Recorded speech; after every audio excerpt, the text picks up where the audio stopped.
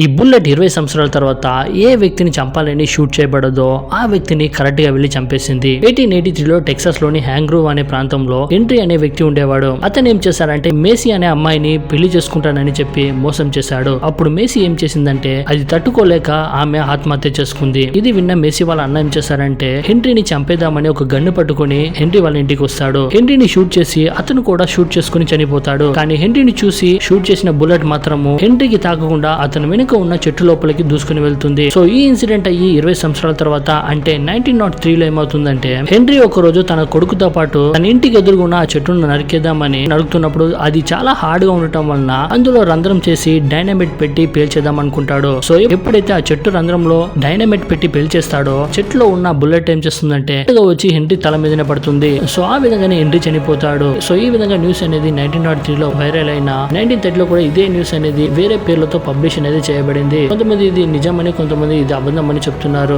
ఇంకా కొంతమంది ఇది నిజమా అబద్ధం అని విషయాలు పక్కన పెడితే ఎవరికైనా మనం చెడు చేస్తే ఆ చెడు అనేది ఎప్పటికైనా సరే మనకు రిటర్న్ వస్తుందని చెప్తున్నారు. ఇలాంటి మరిన్ని క్యూరియస్ అయిన కంటెంట్ కోసం మన ఛానల్ తప్పకుండా సబ్స్క్రైబ్ చేసుకోండి.